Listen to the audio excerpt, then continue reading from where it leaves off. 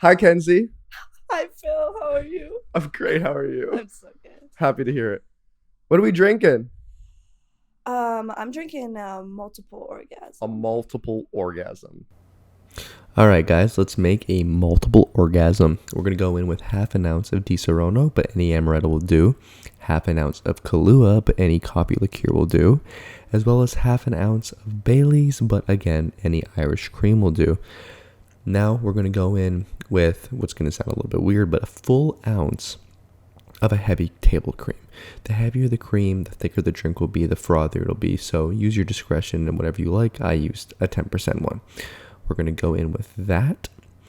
Then put some big ice cubes into the boy because I forgot this. I forgot to freeze my smaller ice cubes. Good job, Philip. As usual, liquid into ice. We're going to suction that together, get ready to go, and then give her a big old shake because we want to break down those big ice cubes as well as froth up that cream. Shake it, shake it, shake it, shake it, shake it. Then we're going to, let all that lovely stuff drip off. We're going to double strain into a coupe glass. A highball glass is honestly better if you have one. And then we're going to do something called floating the liquor, which we're going to grab our tequila and use the back of the spoon to make sure the tequila actually stays on top of the drink, which actually adds a really cool element. I used about an ounce, maybe a little bit more. And that's a multiple orgasm. Yeah. So, Kenzie asked me to surprise her with a vodka or tequila cocktail.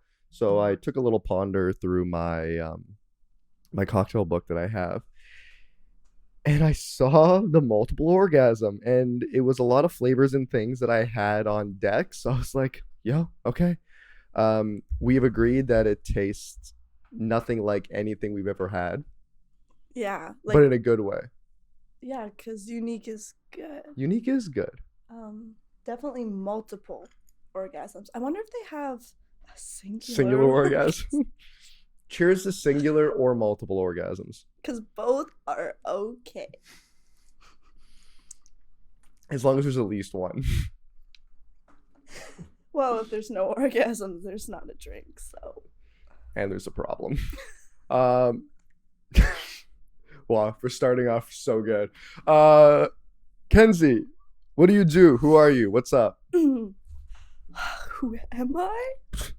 It's loaded. Yeah. It's meant to be. Well, I am navigating the acting world right now. That's what I do. Mm-hmm. Who I am is evolving and changing every day. We love that. We love that. It's kind of scary when you think about it. It is, but isn't staying in one place even scarier? So spooky. So scary. For the record, we're not drunk yet. We haven't had. This is the first sips we've taken. Anyways, This is just us. this is just us. When did you how old were you when you were like, I know this is what I want to do, or that you started thinking about it, that you made the decision, however you want to phrase that? Like, what happened in your life that led you to the path that you're currently on? I think I was young. I think watching movies and TV shows and things always impacted me and made me feel something. Mm, And I fell in love with that. okay. Was there like a specific movie or show that you were like, I would love to be a guest star on this? Because I've had that. You know what?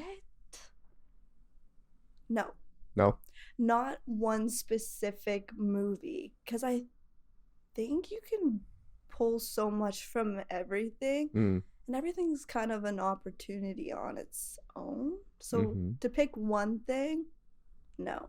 But I remember watching like Grey's Anatomy and being like, am I supposed to be an actor or a doctor? Don't listen, I was in grade 7 when I had that thought. We had a career day at my school. Yeah. Doctors came in. My mom was like, see, you have the grades for it. You should be a doctor. And then the Rogers, mom and dad that were in all the Rogers commercials were there. And I was like, nah. I want to be a Rogers dad when I grow up. I'm going to be the actor that plays the Rogers dad. 100%. Your mom's like, Fuck. God damn it.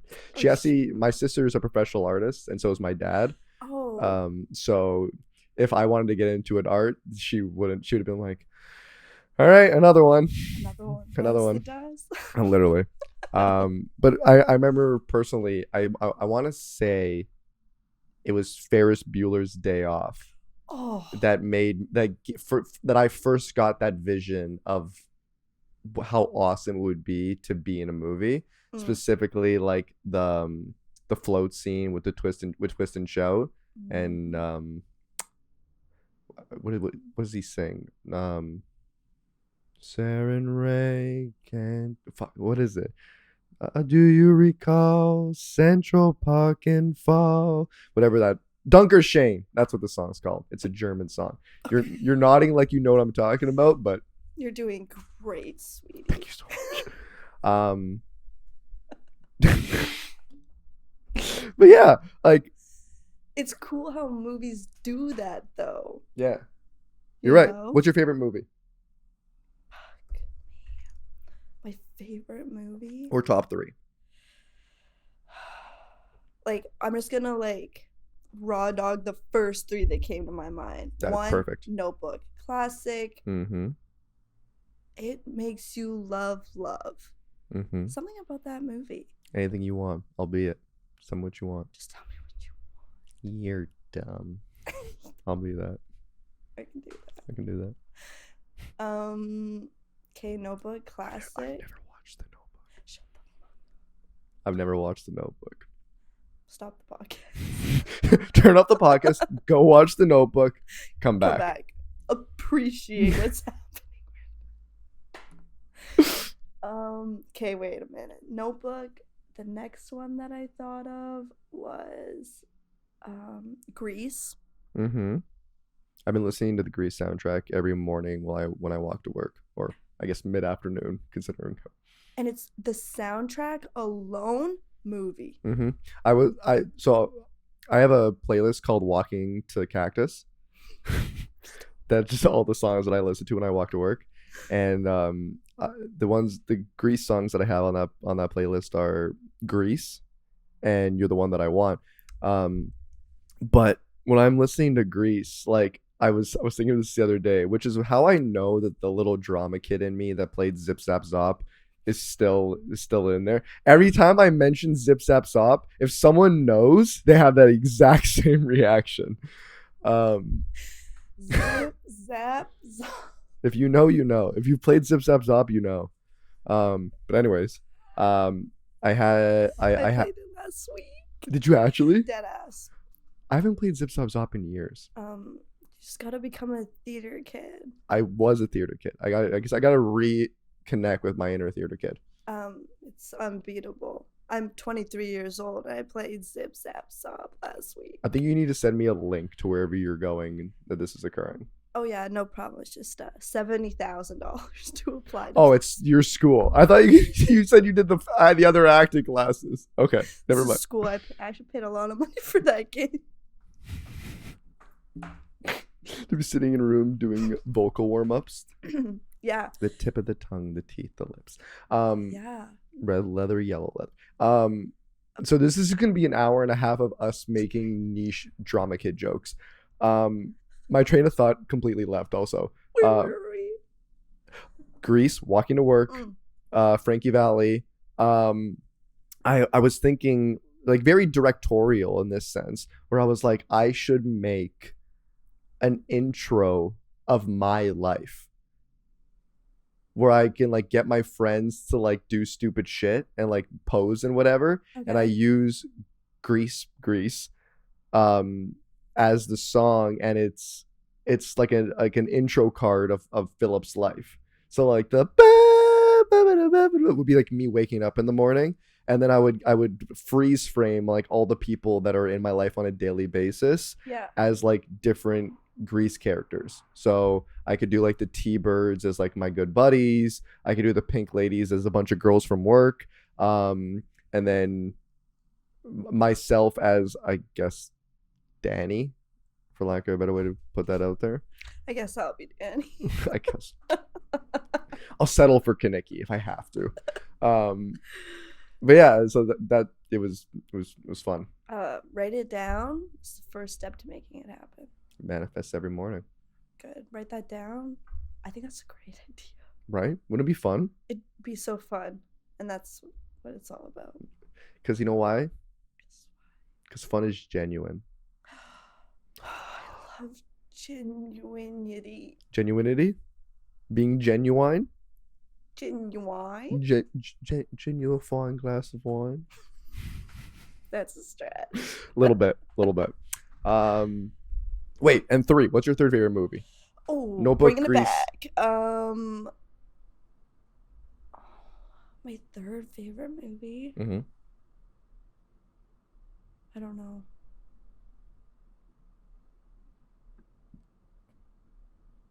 I want to say like a cheat, which is The Lion King. Because it's like animation, but holy fuck, every time Waterworks. Yeah. Never seen The Lion King. Let me explain. My dad is a professional artist. He's a storyboard artist. He worked on Disney's Gargoyles. He worked on Franny's Feet. He worked on Rescue Heroes. He worked on he works for Ubisoft now doing like cinematics for video games. He's been in the animation and art field for a very long time, and he put on every Disney movie under the sun for me as a kid. He put on Studio Ghibli movies, which you may know, a lot of people may not know, is the Japanese Disney, essentially. Wonderful movies. But the one movie he refused to put on for me was The Lion King, because he watched the whole movie, loved it, loved the songs, loved the meaning, and then when Scar's holding Simba over the rock at the end of the movie, and he pulls him up to be like, I killed your father. As my dad describes it, suddenly Simba grew wings and flew over the rock in a way that should not be possible, whatever, deemed by the rules that the movie set in the story up until that point. And that one scene completely ruined the movie for him to the point where he would not put it on for me as a kid. Wow. Yeah. Artists. So opinionated. But yeah, it is crazy how opinionated artists right? are. What's your biggest artistic opinion?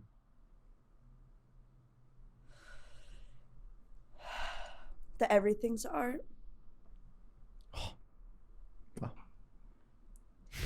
It is, though. It's true. It is, though, and I think that really set in the last like year for me. I draw a lot. And I had this really bad habit of making one mistake and ripping the whole paper out. Fuck it. Start over. Yep. And I don't do that anymore. You just make it work, and it always turns out really good because it's still art. And now everything's art. Like, tell me about it. Tell me, how's everything art? Go. These kids running around on this field behind you. It's art. It's art. Yeah. It's so cute. Humans, so cute. You're right. Life imitates art. It does. It really does. I went to the AGO on last Sunday. Yeah. I went to the Keith Haring exhibit. Awesome. Great stuff. Didn't really know a lot about him before I went. I just kind of like knew the name. And I was looking around, and a lot of his stuff is very phallic. Like a lot of dicks everywhere.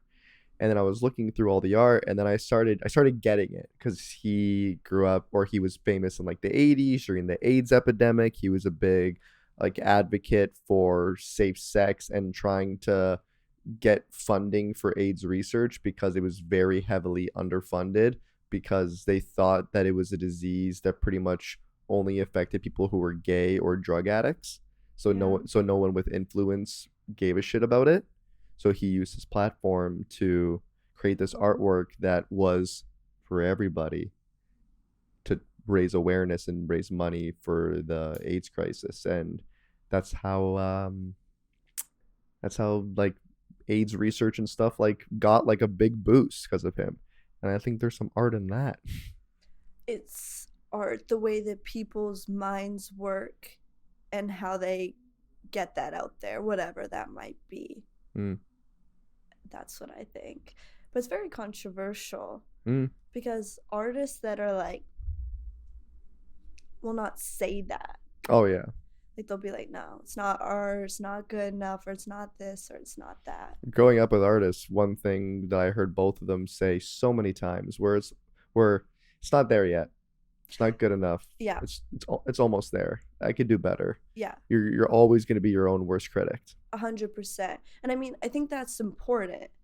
I think if you achieve success, that's where the growth stops. Mm-hmm. So I do think it's important to be like, I can always like do better or impact more.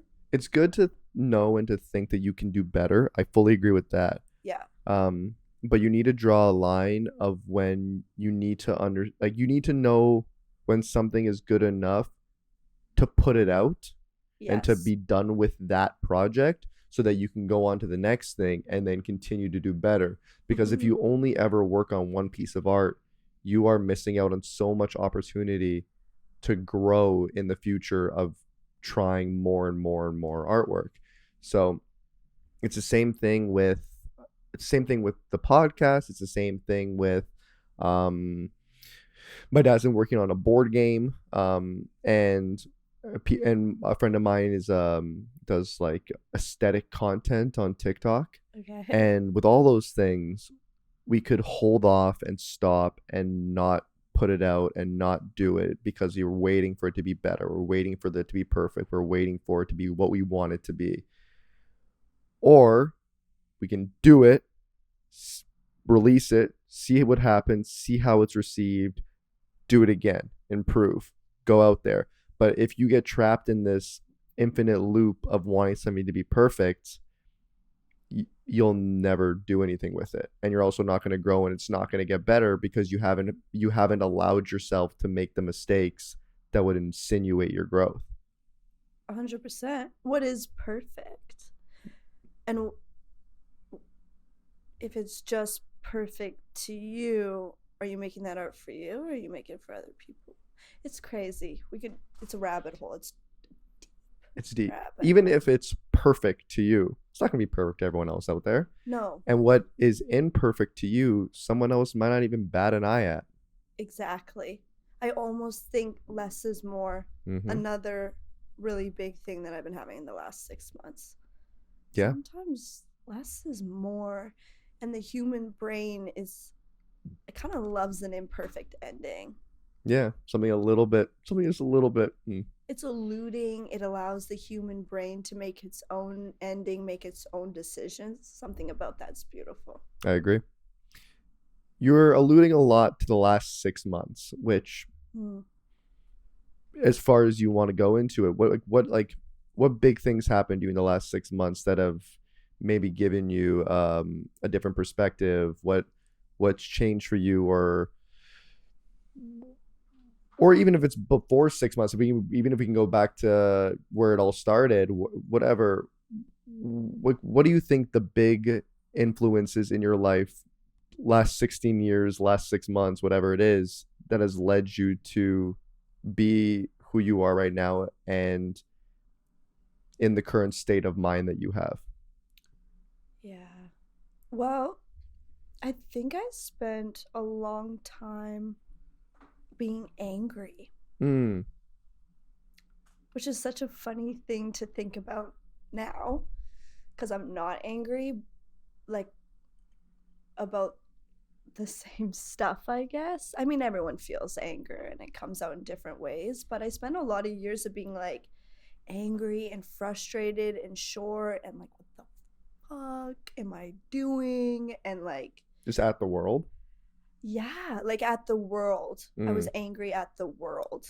And a lot of like, why me's? Why me's? Why that? Why them? Why this? Why not me? Why not me? You know? Oh, I know. Yeah. Spent a lot of time living like that. And then I just had a moment. I mean, I've only been in Toronto physically following this dream for 4.5 months. Wow. So I say 6 months because I had 2 months before where I was like, I can't keep doing this. Mm. Like, I can't keep doing this. Mm. And then I packed up and I left a whole life back home where I was living that I could have stayed there forever. Mm-hmm. It's comfy. It's comfy. I made a life for myself. I was in relationships with people that I really loved and really loved me. Mm. And I was like, something just wasn't working for me. So I moved to the city and I followed the dream. And in the last 4.5 months, I've just learned so much about. Isn't that shitty? Like one So thing that jinx. I've been gone since September, like on my own. And everyone's always like, oh, when you live by yourself, when you do things that make you uncomfortable, like you'll grow so much, blah blah blah. And I was always like, what the fuck does that mean? Like, what are you talking about? I'm just gonna be living alone. Like, I have to cook for myself, sure, but like, what? Yeah. It's true. Yeah. Newsflash. It's true. You learn a lot. You do. Like, especially the things that you didn't think you need to learn. Mm-hmm. That's crazy. Like the stuff that's come around that I'm learning right now, and the way that I'm going through my learning is vastly different after making a big leap and being like, the world's so big and there's so many people. You're fine. Like, actually. Oh, you're so fine. Like, you're actually fine. You're so fine. Like, I mean, whether it's a job, a person, a friend, whatever it is, so many people, when they lose things that they care about deeply, they fall instantly into the last man in the world syndrome. Again, it doesn't always have to be about a man or a woman or whatever. Yeah. It can just be the fact of I'll never recapture that feeling that this whatever gave to me. And then you learn that things aren't so special. I was sad about a girl like about 2 years ago now. Okay. And I was really like down on myself about it. And the girl that introduced me to this girl one day, when I was like, fuck, like, I don't know, like, I've just never met I never met a girl like her. She was everything that I always created in my mind that I wanted, whatever. And then she looked at me and she was like, Philip, there are other girls out there that are blonde and like movies. And I was like, no. And I laughed really hard when she said it, and it made me think of fucking 500 Days of Summer when he's what a great good movie. When he's like, there are other girls out there that are pretty and like the same music as you. Yeah. But you fall into this trap of, this is all I know, so this is all that's out there. Yeah. But it's not the case. It's not the case. But it's a total, like, I'm swearing so much. Is that okay? It's fine. Yeah. It's a total mind fuck until you're out of it, and you look back. And it's annoying because the only thing that helps is time, and you have to walk it and you have to do it. And I can give you all the cheat codes for it. And I can tell you exactly what the fuck's gonna happen, but until you give it time and you walk it, you don't get it. Yeah, and that's one of the shittiest things. Like, I was joking around with a girl that we work with yesterday, calling her a girl because she's essentially, it's like, she's a full year younger than me in date, but yes. Yeah, but 6 months younger than me in months. And like, it was a joke, but also like, in the last 6 months, I've done some of the most growing that I have in a long time. And I like working at my last job, I worked with a lot, because I was in the suburbs, I worked with a lot of like younger girls, so a lot more like 19, 18, 20. And I would see them doing things and saying things and going through things that I went through a year, 2 years, 3 years ago. And I'd be like, guys, this is what is going to happen. Yeah. And they're like, no. I'm like, listen, you'll never believe me if you don't experience it for yourself. So I'm not going to even tell you not to do it. Yeah. Do it, learn. Yeah. But just know this is what's going to happen. And in 6 to 8 months from now, you're going to come back to me and you're going to be like, You're right. I just had this conversation with a guy that's a couple years younger than me. Mm. And he was like, he explains this whole story to me about this whole thing that's happening in his life. And I'm like, yeah, well, this is what's going to happen. And I'm standing here in front of you and I'm telling you, like this will be what happens. Yeah. Because it is. And he was like, the world works in trends. It does. It works in trends. Things don't go out of trends. And he just like looked at me with like these sad eyes. And I was like, no, I know, but you have to go find out for yourself. And he's like, but I want both things. And I'm like, It just doesn't happen. You can't have both things. Babe. Can't have your cake and want to eat it too. You can't. But you know what the reality is you're going to end up at the same spot. It's just how fast you want to get there. And that's what I said to him. I was like, if you need to run something so far into the ground, just know that you will end up more broken. You'll hit rock bottom. Than if you walk away now. But if you have to run it into the ground, tear it up, beat it up. Like, listen, sometimes you, as we were talking about earlier, sometimes you gotta hit rock bottom. Sometimes you do. You gotta hit rock bottom to know how low you can go, to realize that there is an even deeper rock bottom. Yeah. That you don't want to hit because of how much your rock bottom hurt. Yeah. And then you climb your way out of the... Have you ever watched BoJack Horseman? Not in its fullest. It's so good. It is so good. So good. A guy in my class read a monologue from it. I was like... Oh, was it the funeral? It was when he was talking about how he got a free churro at the restaurant because his mom died. And he didn't know that he got a free churro when his mom died. Was it was a eulogy of, like, he was giving his mother's eulogy, and then he was like, yeah, it's crazy. I went to my favorite restaurant and they gave me a free churro, but they didn't even know that my mother died. And honestly, your mother dying is a lot like a free churro. And then the ICU. And then it was, we were in the ICU. She didn't see me. She always hated me. Anyways. It's so good. So good. I have so many quotes from that movie. Like the rock bottom thing is from BoJack, where he was like, sometimes you hit rock bottom and you think, well, you can't go any lower than this. And then you discover that there's a new rock bottom and that there actually is no rock bottom and that life is just a series of even lower rock bottoms. Yeah. Yeah. It can just keep going lower. It's really just how you look at the world. Life has humbled me so many times. So many times. And will continue to. Yeah. It's a beautiful thing. I fucking love living. Listen, love life. I love my life. Yep. I don't smoke weed anymore because I smoked a lot one summer, and then I started like becoming like a bit of like a social stoner where I would meet people and be like, oh, you smoke? Like, let's smoke. Yeah, weed does that. Right. But then I started getting people who I would meet when sober, like them, have no issues with them. Yeah.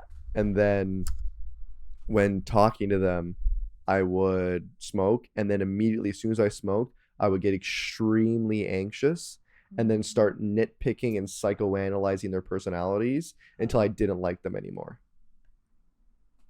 And and then it got to the point where if there wasn't another person there for me to do that to, or if there was someone there that I had known forever or was very, very comfortable with, I would start doing it to myself. And it wasn't being like, just like very self-aware. It was being extremely self-critical. Like I would think about every single thing that I did that day and then start being like, why would you say that? Why would you say that like that? Like, you're so stupid. Like, imagine what they thought of when you said that, whatever. And I had a tie into what we were talking, and it wasn't, and then it kind of brought me to a bit of a rock bottom, but it wasn't until, so I hadn't smoked weed in probably about a year after I started talking to that girl. It ended. And then on my birthday, my buddy was like, "Oh, you want to ball up?" I was like, "Yeah, sure." So I did. Birthday. And then I was able to, like, because I had that situation so fresh on my mind, I was able to psychoanalyze it so perfectly and realize how much of a dumb bitch I had been being. And it helped my healing process Yeah, so catapulted you. much. But it humbled me, and it brought me to a new rock bottom of realizing how dumb I had been being. Mm-hmm. But it wasn't until I got over that I realized how great life was still going to be afterwards. A beautiful thing is forgiving yourself. I feel like I've been on a repeat of that last couple months. Just the people I've been meeting need to hear that. Forgive yourself. One more time. Pencils have erasers. Forgive yourself. Forgive yourself. Everyone's doing life for the first fucking time. It's your mom's first time doing life. It's your mom's first time doing life. Be nice to her. Call your mom. And listen to your mom. Yeah. Going back to what we were talking about earlier, about when you learn about stuff that happened 2 years ago, and you're like, you gotta learn that for yourself. Your parents have so many years on you. Yeah. When they say things like just be yourself and people will like you, they're not just being shithouses like, oh my, of course everyone's gonna like my kid. No. Yeah. Be yourself. Be proud of who you are. Mm-hmm. Be true to yourself. Be confident in who you are, and the right people will find you. It's so true. They just find you. They just find you. You start doing, and so I went when I went to the AGO. Part of me going to the AGO was because I was like, I want to look at some art, but also I was like, maybe I could find some like-minded people here who I can befriend or whatever. And then it kind of became this. I was there searching for people more than I was there appreciating the art. And I didn't like that because I was like, no. I should be here because I want to appreciate this art. Yeah. And if a byproduct of that is meeting people coincidentally or whatever, awesome. But I shouldn't be coming here because I want friends who like art to look for friends and not look at art. Yeah. Because that's ingenuine. But yeah, what's also the objective of you going, right? Well, I mean, you don't go to an art gallery. I mean, I don't want to say you don't go to an art gallery to make friends because that, like, you can, of course. But I feel like you should go to an art gallery. No, you're good. You should go to an art gallery to appreciate art. Yeah. You should go to the gym to be healthy. Yeah. You should eat well to be healthy. You should read books to gain knowledge. If you're doing something for the byproduct, for the goal of the byproduct, you're never going to actually be successful with the tasks that you have at hand because you're too focused on what the success of that task will give you. Yeah, it's this, if your motives are selfish, readjust what your motives are. Would you still be in acting or chasing the dream if the pay was shit? Yeah. There you go. Yeah. Then that means you're doing it for the right reasons because you actually just love it. The pay is shit. For like 99% of people, yeah. There you go. Very high ceiling, very low average. High risk, high reward. But yeah, no, you always have to look at why you're doing what you're doing. Why are you having conversations with people? What are you trying to teach people? What are you, just all of it. Look at what your motives really are. What are your motives? What are your motives? My motives? For whatever that means to you. You know what? It's actually exciting. I like talking about it because I just figured it out. We love that. In the last 6 months? Yeah, 6 months. Okay. He listens. When he listens. My motive in life is to make people feel something. That's it. Period. Like, and it's not always going to be good. I wish it was. I try to make it always good. Sometimes it's not like that. Sometimes people need the truth. But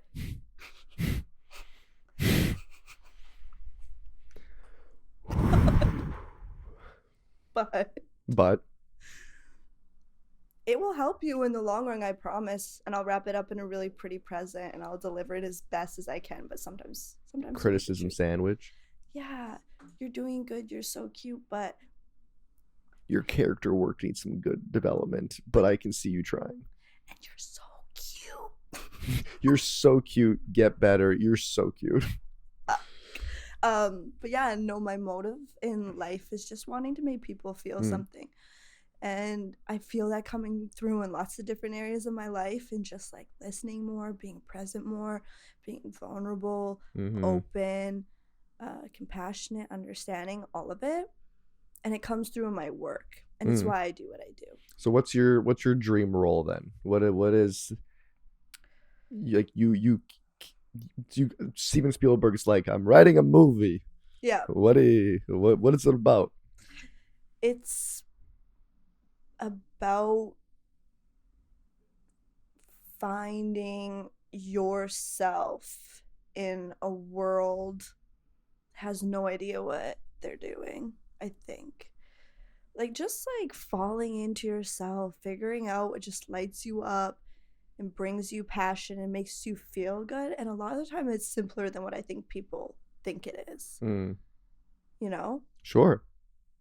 So yeah. is that your main motivation for acting, rather than a love for the craft, but more of how you make people feel through it? 100%.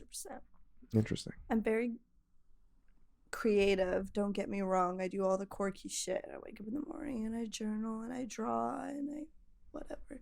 But listen, this is the journaling free zone. Sorry, a journaling safe space. I was like, oh no. I've like over the last like few months gotten a lot more consistent with my journaling, and I'm very happy about it. Yeah, it just feels nice. It's comfy. It feels really good to just get it out on paper. But for sure, it's making people feel stuff. That's what it's all about. It's just like crawling inside people's mind and being like, no, but like, how'd that make you feel? Which is a little bit interesting considering the parent pipeline of acting to psychology. When you said that, I was like, that's crazy. That was always like, I enjoyed that part of like, therapy's cool, man. I did my time. Expensive expensive little hobby. I'm free now though. Yeah. But yeah, therapy's incredible, and it's the same thing. It's helping you get on that right path. I just think the way that movies do it, if you can open up to a good flick, let it run through you with an open mind, with some good acting. The last movies that I've watched that made me like were okay. Well, I watch Good Will Hunting probably every like 3 months. Yeah, it's classic. Just as a reminder of like not to get absorbed in my own intelligence. Eternal Sunshine of the Spotless Mind. I've not seen that. All right, that list, you need to see that movie. Okay. It's with Jim Carrey and I'm already sold. I'm right. watching it. Right. What's the Titanic girl's name? Why am I forgetting her name? Oh. Lovely. That's the time for a break, but we'll finish this thought and then do that.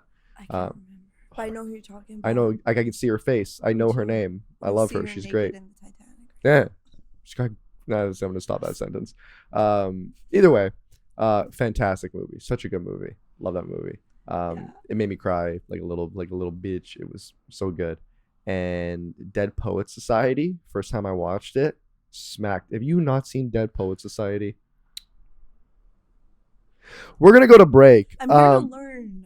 We're gonna watch 6 movies over the break and then try this again in a few minutes.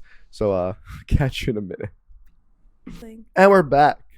I'm gonna set the timer so that shit doesn't end suddenly. Perfect.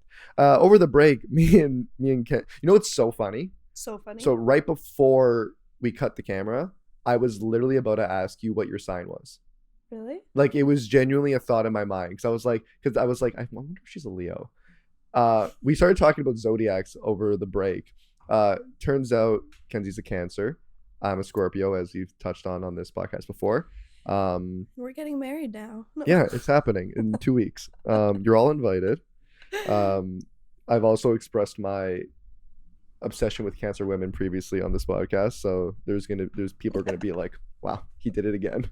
People are gonna start thinking Another one. another one. People are gonna start being like, he only brings on Cancer women. Wait, He's got a type. he does. He definitely has a type. Actually, you're the first Cancer woman to be on the podcast.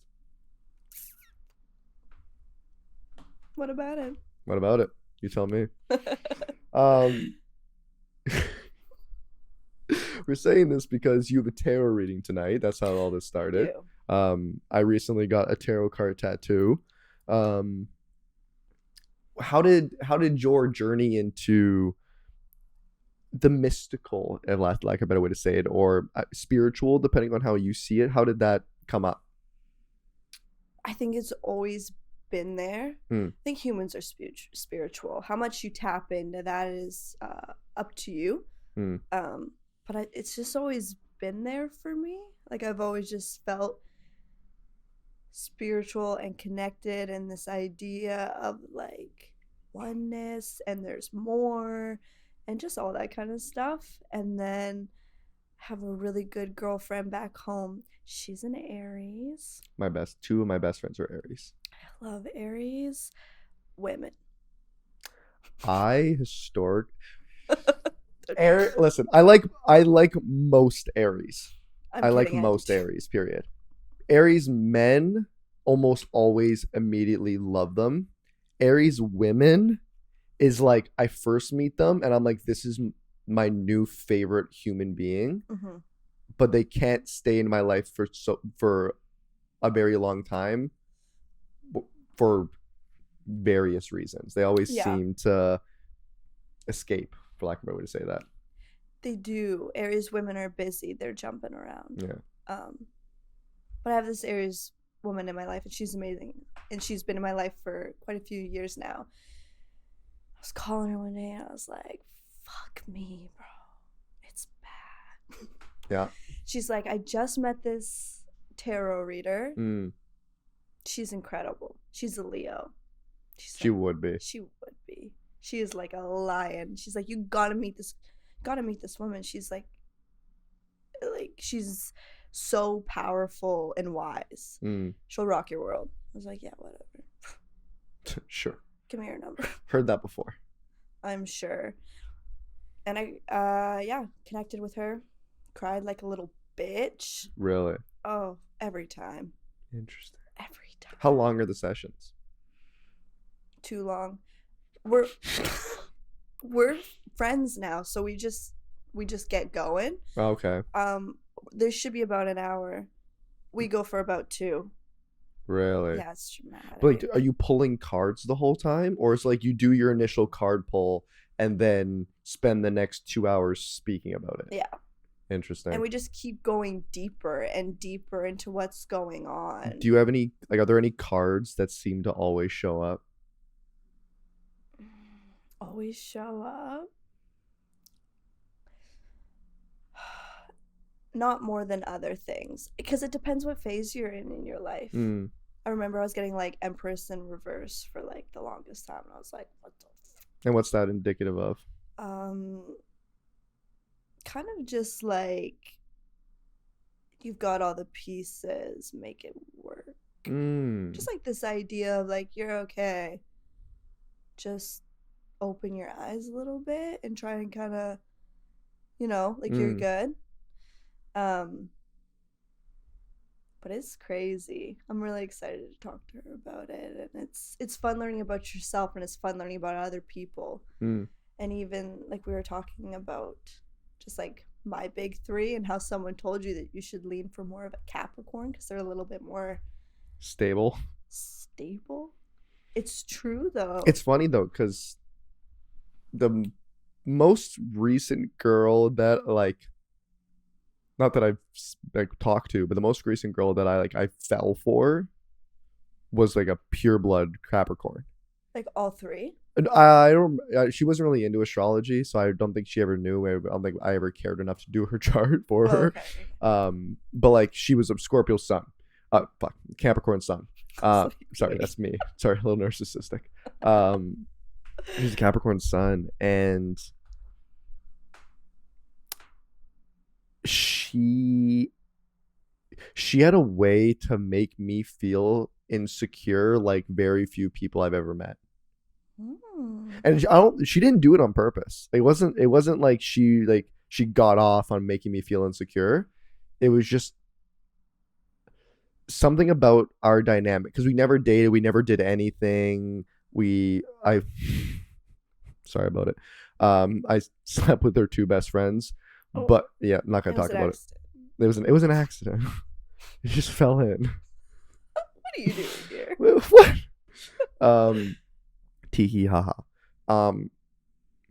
But but we never did anything, never whatever. But we had a very, I don't want to say inappropriate relationship, because it's not like it was X-rated, but more so in the way of like, I saw this girl 7 days a week because I worked with her.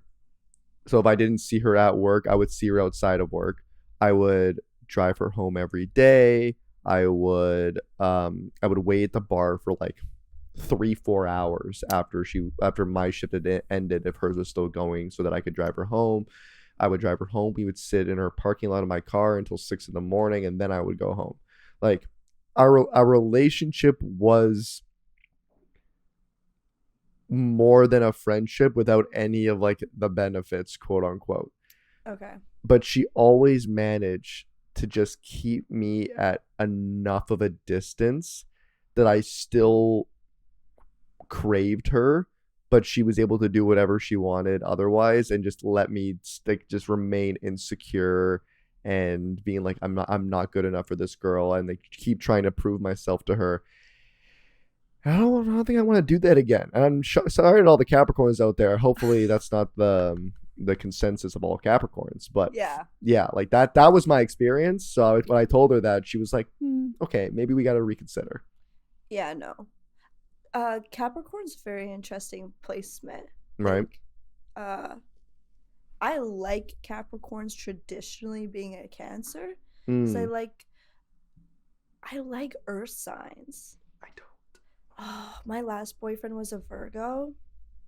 I loved that man. But I'm single.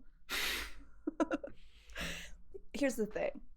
I like the stability that they offer, and the consistency is awesome. They're hard workers, but so am I. And I think I hit that point where I was like, well, I'm a Capricorn moon. Like, you're not gonna I have that too. Yeah. So just realizing that I have that in my own chart and I don't need that. I'm definitely finding myself being attracted to like different things. Right. I talked about this a few episodes ago. I don't think Virgos are real. Like, I know people who are Virgos. They exist. But like, and I don't mean like they're fake. They don't feel real. Yeah. No comment. It's all the Virgos out there. I don't know what that is, but it's true. Thank you. They're not real. Virgos aren't real. Love you though. He doesn't. I have nothing against Virgos. Yeah. I just feel like that's not when your birthday is. Like, grow up. No. Stay in there an extra couple days. Yeah, like get into Scorpio. Yeah. Me and him both had Capricorn moons though, so it was just like we just got it. Have you ever been with someone with the same moon as you? I don't know. Am I gonna look at my ex's co-stars? That would be like having the same moon as someone. Holy fuck balls. Holy fuck, bro. Holy shit balls. Fuck. Fucking balls, eh? It hits.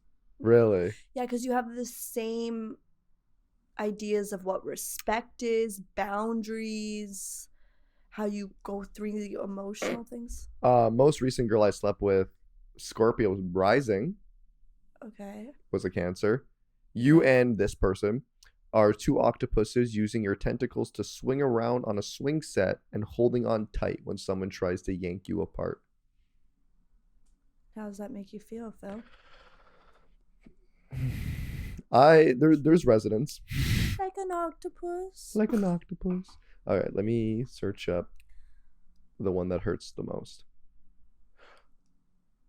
She's a Scorpio moon. Yeah. And she was Cancer Sun, Scorpio moon, Libra rising. Oh, I love Libras right now. I'm on a Libra bender.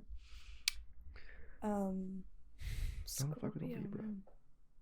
What? I don't fuck with a Libra. No? Sages are cool. Aries are cool. Mm. Pisces, dogs. Leo's hit or miss. Leo's hit or miss. Taurus, gotta be careful with. I dated a Taurus. That was scary. Dated a Leo. That was interesting. Yeah. Yeah. I dated a Pisces. But that'd be nice. Yeah. I'm not convinced. It was nice. I dated a Pisces. In They're high school. We broke up 3 times. Oh, I dated mine in high school too. There you go. They're very cute. They are. They're so like, I'm just gonna let you go. don't you go anywhere. You're gonna make me cookies. Can you rub my back again? Literally. And they're like, Yeah, of course. yeah, No of problem. course, I love you. Yeah, I'll scratch your hair. Don't worry. I'll sing to you. She used to sing me to sleep. She would. Right? But she also broke up with me every time. Yeah, that checks out. You can't have both. Can't have both. They can't sing to you and stay around. You don't get both. Okay, transitioning out of Sorry. fucking zodiacs. Sorry, guys. Every episode has to have a mandatory zodiac session. You should ask everybody that comes on what their big 3 is and then go from there because it'll change everything. That should. You know what? I like that. I like going in. I'll be like, what are we drinking today? This. I talk about the drink. And So what's your sign? What's your big zodiac 3? sign? Tell me your big 3. I'm like, what? So I'm gonna have some guy on and be like, I'm a fucking Capri Sun, bro. I don't know. Coke. Coke, DC and rum and DC. But actually, it makes such a difference, and it's fun to guess what people are. It is fun. I think you might be the only person that's ever called me a Gemini. You know why I said that? I'm not offended. I'm Okay. just. Because It's that could be surprising. offensive. What are you gonna say? I just keep saying I like every sign. I'm also an actor, so Many masks, many characters. many characters. Gotta understand everybody. But I do love Geminis. They're a lot of fun. They are fun, but they're dangerous also. You gotta be careful. They are. I've never been with one romantically. I just had a friend that was a Gemini, and I don't think I'd date one. But like, go If the out stars aligned, if the tarot cards dropped right. yeah, like they'd have to be perfect. But it's just because they're so good with so many different people, and you are like that. Like you can go talk to anybody. Not bad. I'm a decent conversationalist, I like to think. You're really good. That's why I thought that. Appreciate it. I guess that means podcasting interviews might not be a horrible career choice for me if everything keeps going well. If it keeps going well, I could see it. Right? I feel comfortable. So this is a great segue, actually. Do you believe that people have superpowers? Yes. I don't mean that in the way of like the traditional sense of like super speed or flight or super strength or whatever, but I do believe that every single person has something about them that can be looked at as a superpower. Yeah, of Some course. people, and I tend to be very drawn to these women, have the ability to make people just feel special and feel important and appreciated. Like if you can do that to me, I'm just over. It's bad. It's bad. It's bad. I'm so susceptible to love bombing. It's unreal. But anyways, So like stuff like that, or some people are just like, in Good Will Hunting, he sends it up properly, where he's like, Mozart looked at a piano, and he saw music. He could just play. He was like, and then he goes, well, I can't hit a ball out of Fenway, and I can't play the piano, but I can do this. To me, I could always just play when it came to like his sciences and maths and stuff, right? That was his superpower. Mozart's superpower was music. There's athletes whose superpower just being able to fucking hit a ball coming at you at 99 miles an hour out of a fucking park. My long-winded segue with this is, for whatever reason, and I to this day have tried asking people what it is, and the best answer, I'll tell you the best answer I ever got after I say what it is, but I've always been told that I make women very, very comfortable. Oh, what a good segue. And thank you. I see what you did there. Thank you. And I've always just kind of deemed that as my superpower, that I have this innate ability, for whatever reason, that women feel comfortable around me. And it brings me a lot of joy that they say that. And a girl said, I told this to a girl recently, and she was like, yeah, like I would feel safe like leaving my drink with you. And I was like, thank you. I appreciate it. Like, it was a big compliment. And I was like, but what is it about me? And then this girl, if I it was a while ago, I don't remember her exact wording, but she said to me, she was like, when I talk to you, you listen to me, and you're not, I don't feel like the only reason you, all right, we didn't need this in this wonderful moment. We didn't need the motorcycle. She was like, it would only make sense. Right. She was like, when I talk to you, I feel like you're actually listening to me, and you're not only speaking to me because you want to fuck me. And I was like, oh, I unfortunately do find you attractive, but I actually do want to fuck you, but it was again that was more of a joke, but like, yeah, and this has been a thing in my life, and I'm happy that it continues to remain true. But ironically, with that said, I hated it for a long time, for a very long time. Okay.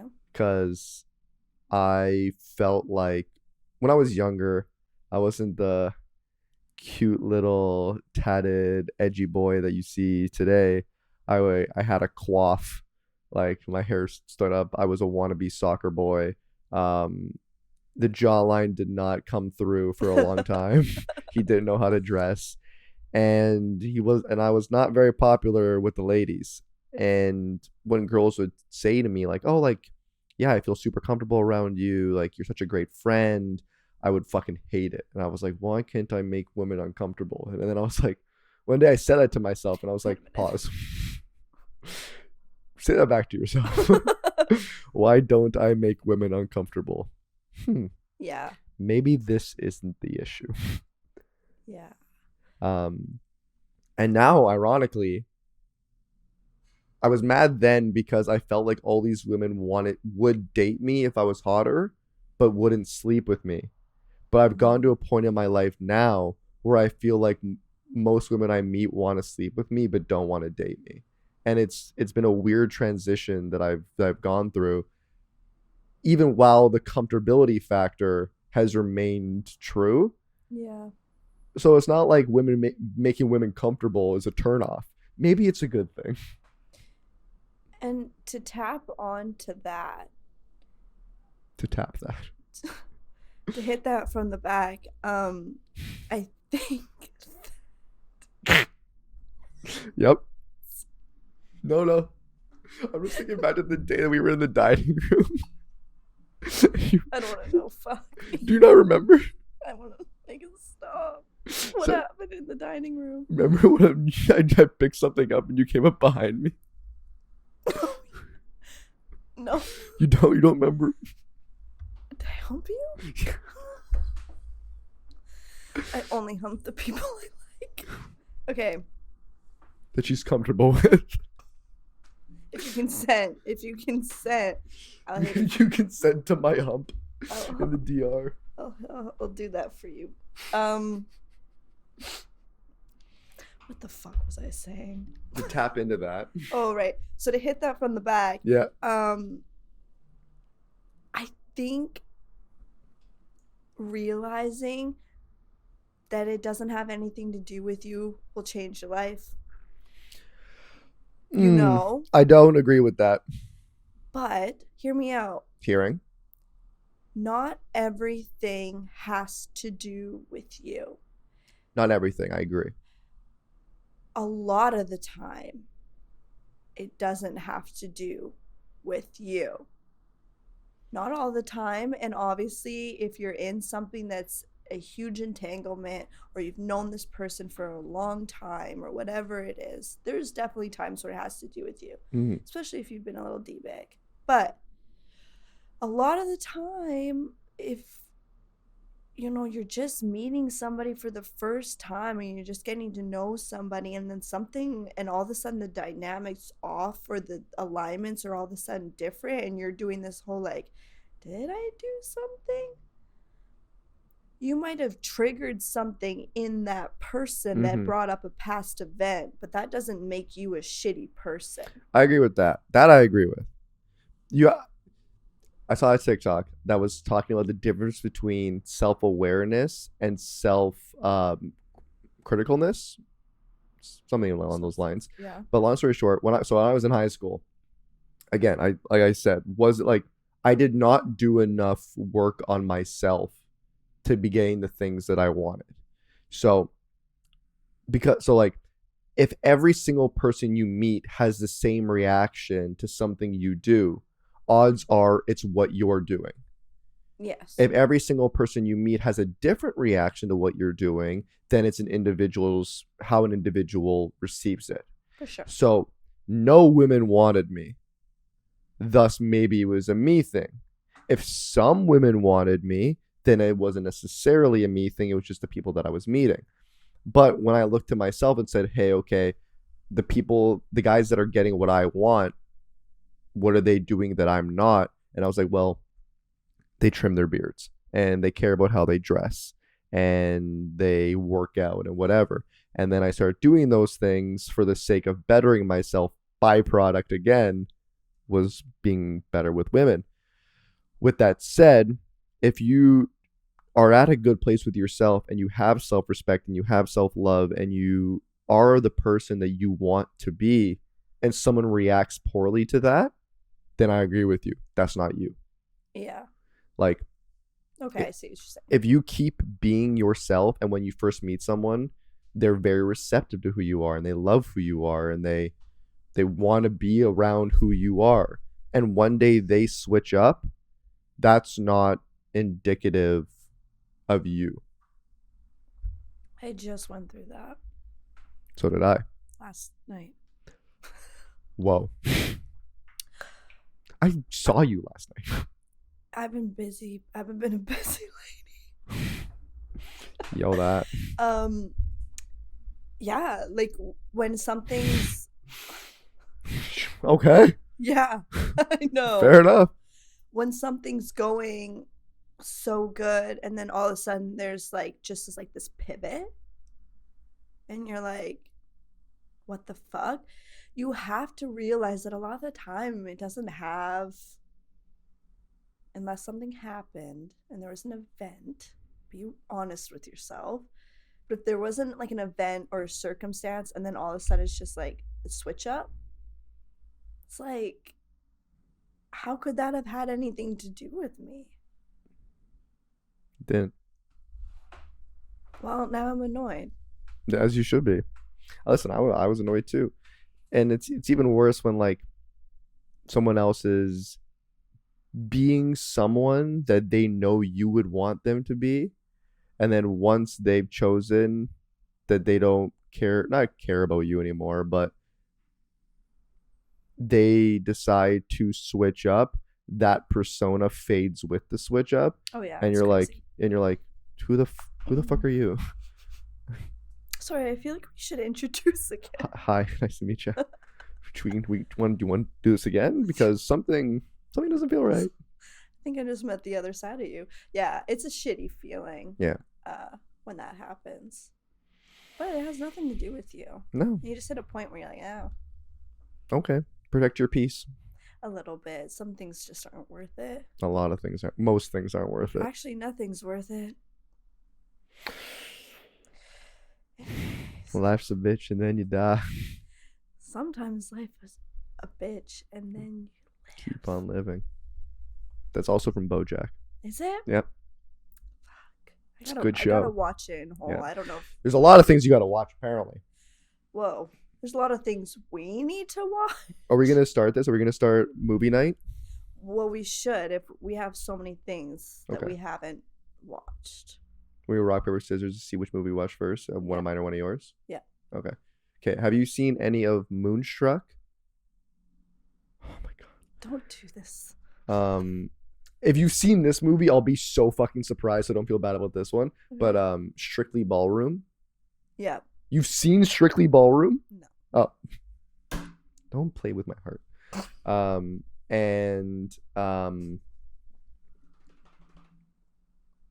Princess Bride. Mm. You have seen Princess Bride. I've seen Princess Bride. Okay. How do you feel about Princess Bride? Good. Good. Feel good about it. I was telling our regional manager the other day that if someone has seen Princess Bride and they didn't like it, I can't trust them. Oh. What's like your pinnacle red flag? Like, In general? in general, you like them. You're attracted to them. Things are going fucking fantastic. You're like, wait, are you the love of my life? And then that happens and you're like, no. Treating me like an option. Oh, that's a good one. If I meet you, the sparks are flying, everything's going so good, I'm like, fuck, like, where have you been? And then you make it seem the same way. Mm-hmm. And then one day you're kind of like, hey, just so you know, like, I'm still seeing other people. Like, I'm still like feeling out the game. I'm like, again, depending on how early on it is, there's dependence. But I've said this on this before. Like, when I fall for someone, it's tunnel vision. Okay. And if you make me believe that the tunnel vision is reciprocated, but you still manage to be like, hey, just so you know, like, I have other options. We're not there yet. I hate that feeling. And I'll be like, listen, if you want to do this with me, I'm not saying that we're dating. I'm not saying we're exclusive. I'm not saying anything like that. But I hope you know that this is where I want to get to, and I don't want to be treated like an option. Right. So probably that, or like, if you are exclusive, not understanding.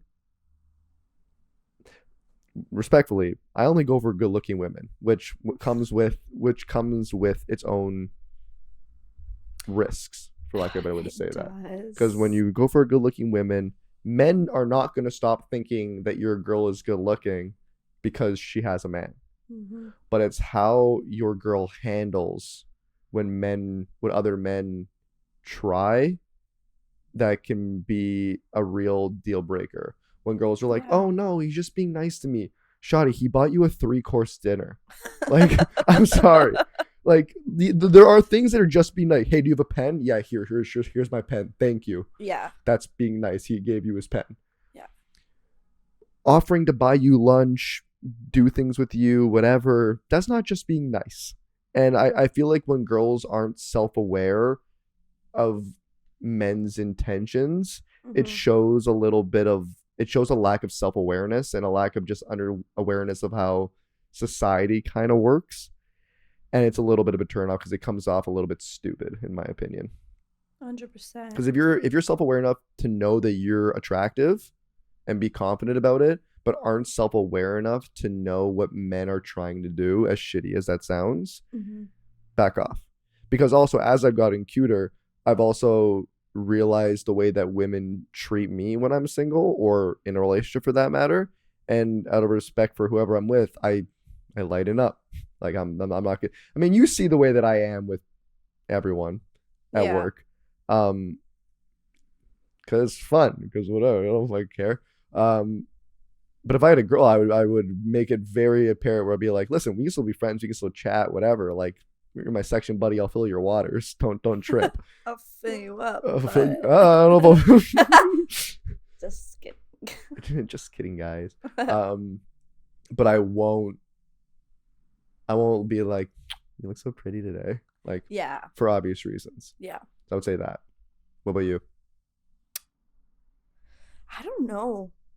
I asked you because I was like gonna try and figure out mine, but then I just was listening the whole time. So I appreciate you listening. You're so welcome.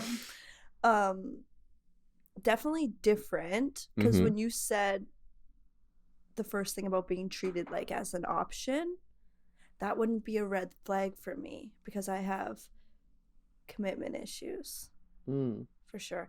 I was talking to someone the other day at work. He walks up to me. He's like, "Do you have tattoos?" And I was like, "No." And he was like, "I would never date you." And I was like, "Oh." And he was like, "Not because you don't have tattoos, but because I now know you have commitment issues." And I was like, I do Is not. this person above us in bald? In what? Like, is he above us in like position and Yeah. bald? Yeah. And very tatted? Bald? No, Not a white guy? not a white guy. He's bald, if we're talking about the same person. Very stylish, Yeah, probably. probably. Mustache? Maybe. Have you never seen the top of his head? Short. Yeah, he's not tall if we're talking about the same person. You don't need to see like direct sky view to know if someone's I'm bald. trying to like grab a mirror next time over the top. Nose ring? You better not be putting this part in. I'm probably supposed to have him on the pod. That's just a funny story. He would, if it's who I think it is, he would laugh. Would he? Probably. Okay. Yes. Final answer. Yes. Okay, we're probably said- talking about the same person. He says that to me, and I was like, I don't have commitment issues. I was mad. Because he was right. Yeah, he called me out in front of like 4 people, and I was like, I'm committed. He's like, what are you committed to? And I was like, Mm. I don't know. To theater. To your dream. I'm committed to the dream. I'm committed to a lot of things. I'm not committed to people Mm. per se. I have a very hard time committing to people. That has nothing to do with my loyalty. I'm loyal as fuck. Mm. I'm loyal as fuck. So what does that look like for you? Loyalty? No, Or- the more of the commitment thing. So you meet a fine fellow. You start doing whatever. You start fadoodling, Yeah. whatever. Things are going well. He's like, so there goes my ring. He's like, so what are we doing here? Fuck. He asked me. It's behind the.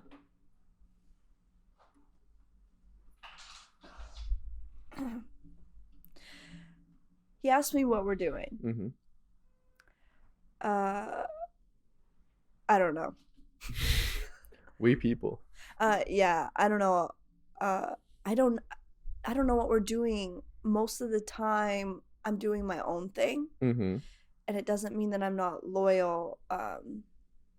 For example, this guy that I was talking to, it was like that. Where we're involved. Mm. Everyone knows we're involved. Anyone that's around the both of us knows we're involved. And he kind of just like had this moment where he was like, yeah, like when a guy wants you, he'll commit to you. Mm-hmm. And he'll tie you down and lock you down as fast as he fucking Mhm. can. And he wasn't doing that. He Mhm. was going as far as he could to tie me down with like buying me stuff and spending time with me and whatever. But when it came to the question of you being my girlfriend, we didn't do that. Mm. So I knew that he wasn't ready for that level of commitment. And I kind of loved it. Not because I was seeing anybody else. Right. because you're reaping the benefits and you felt like you had a way out if you needed it. Yeah, and I also just get so wrapped up in relationships and in love anyways. Mm, So sometimes not having that commitment's good for me. So sure. yeah, I don't know. So would the exclusivity conversation be a problem? No, Okay, that's okay. That's okay. that's fair. Yeah, like I'm not talking to anybody else. I don't have a roster ever, which I have recently learned is very shocking That you don't have a that I roster. don't have a roster ever. I believe you. I don't have a reason to think you're lying. I don't think you have a roster, but I think your roster is bigger than you know. Really? Yeah. I've said this before on here. I know the look of love in other men's eyes very, very well Oh. because of always having I grew up like having a lot of female friends. And in that I would see these women around guys that they were involved with, and usually I'd be friends with the girl, not with the guy. So I'd be standing beside the girl as she's talking to this dude. So I'd be looking at him, talking to her, and and I know what the look is. Okay. Yeah. And I've seen a few fellows give you the eyes in our environment. Really? Yeah, and I'm like, Fuck. Yeah. We'll have to talk about that after. sure. I think I missed that a lot. Like that's Mm, but that's not even being like that's just being worried about what I'm doing more than what other people are doing. I Sure. think. More than like me noticing mm. what's kind of going on, and also just not being like, oh, I'm the main character, they like me. See, I have main character syndrome. I think I do in my core, but I try very hard to be like self-aware of it and be like, no, like you're not. But you are. You're the main character in your story. Yeah, but there's other stories, so fucking relax. That's the quote of the episode. There's other stories, so fucking relax. Not everyone's gonna read your story. Have you seen Game of Thrones? You can listen. If you say no, that's fine. That's not as big of a deal. No. Okay. Game of Thrones is separated into like books of the characters. So like it'll be like this is the book of Arya, this is the book of Jon, whatever. So instead of just telling one continuous story with all these different parts, it'll be like you have 300 pages of one character, and then it'll go back to a different character and then do 300 pages of them, whatever. And I guess but like sometimes the characters cross over between books, and I guess that's a way you can look at life in general, where you have your story in your book, but just because we're in the Kenzie chapter right now doesn't mean the Mark chapter isn't gonna weasel its way in, or it doesn't exist. I think that's huge, and like you should believe that you're the main character in your book. Yeah. Because if you don't, you're not going to make it. You have to buy into that. Yep. But you have to be self-aware. There's a Philip show, and there's a Mark show, and there's a John show, and you're coexisting with all their shows as well. Yep. And your show's not better, it's different. And you're all fighting for the seat on the throne. Exactly, kind of. I'm bringing it back to the metaphor of the Game of Thrones. Yeah. No competition. Just love everybody, be nice. Everything's a competition. That's also coming from a competitive person. I'm competitive too, but I try really hard to not be in competition with people. I'm in competition with myself. Smart. Who you were yesterday? Yeah. Unless we have a problem, then then we're in competition. fucking square up, bitch. Then meet me outside. Yeah. How do you deal with people yourself? We'll end with this. people, yourself, social media, whatever it is, with telling you you can't, or telling you you shouldn't, or you won't, or it's not worth it? How do I deal with that? I don't. You don't. It doesn't matter. Elaborate.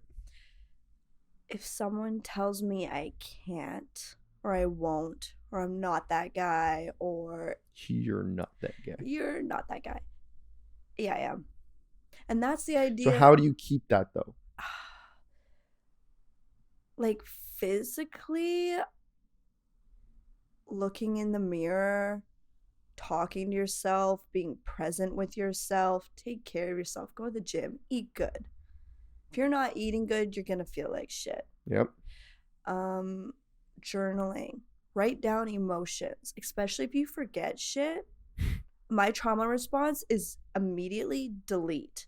Really? If something bad, which is really funny to be a Cancer, because normally it's like you remember. I don't. If something shitty happens to me, I will journal how it made me feel, but I will completely forget the event. Really? So if I see somebody from the past, I won't actually remember what you physically did to me, but I remember how you made me feel. Fuck you.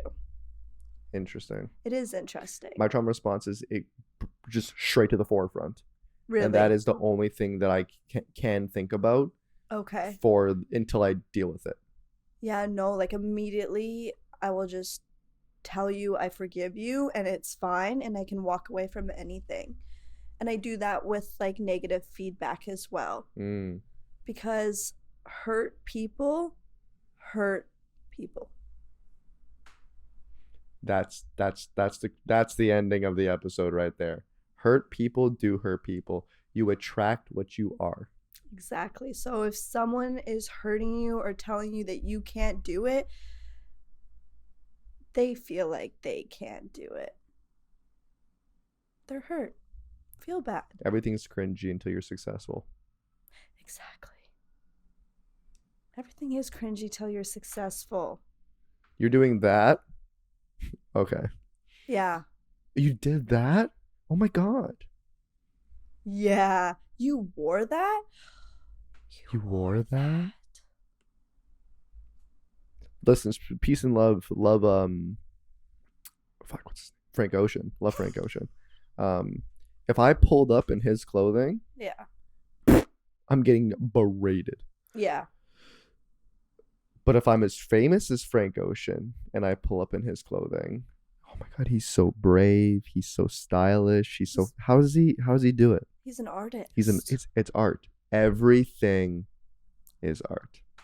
All of it. All of it. It's kind of beautiful. It is. Yeah. Everything's cringy till you're successful. Everything's beautiful. Oh, humans are so cute. Right? You don't need to make up soup. Yeah. Soup's so dumb. Don't be shitting on soup now. I fucking love soup. Yeah, but what's the point? What do you mean, what's the eating or point? am I drinking? What the fuck When is you're going sick on? and you need a little soup action, it's a cold, chilly day. Mama bring you a bowl of soup. You tell me you ain't smirking ear to ear, doing your little feet rubs when you get into bed. I mean, for sure, but I'm still hungry. And then you gotta have some heartier soup. I gotta have some... Get a second bowl. Get some stew up in you. Okay, you win. Fine. Stew's different than soup, though. Just saying. You're not wrong. I was reluctant to say it. I can't lie. Well, Kenzie, it was been an absolute pleasure. Thank you for coming on. Thank you for having multiple orgasms. It got more orgasmic towards the bottom. Really? Well, you want to know why? Because the tequila settled. I floated the tequila on top to begin with, and as it went down, yeah. I see where the multiple happens. Yeah, It's you get a towards little the bit right at the bottom. beginning, then you have a good sexy, but in the middle, end off strong. Yeah, in the bottom, you're like, oh my god, another one? Another one? For me? It's all over the place. Holy fuck, it's exciting. It's been a pleasure. Has- Thank you for Thank you for coming on. To everyone watching, I will put whatever links to Kenzie's stuff that she wants me to around. We're definitely gonna have to have you back on eventually to talk more about the acting world because we severely missed the mark we were going for. But that's okay. You wanna know why? Because it was genuine. Oh, it was genuine. That's true. So guys, remember, hurt people. And Be good. Any messages to people listening? there's other books. Not everyone's gonna read your book. And that's and okay. And that's okay. There's a lot of fucking books to read. Doesn't mean your book's any less. That's true. You can still be a really good gem of a book. There you go. Only 4 people are gonna read you. And you can be a great actor if only 3 people watch your movie. So I'm mutually exclusive. Well, that one's a toss. But we'll discuss that later. Thank you very much, everyone, for watching. This has been Philip with the Devil Therapist This has been Philip with the Devil's Therapist Podcast. That's my title. And as always, peace and love. Have a good night. Ciao.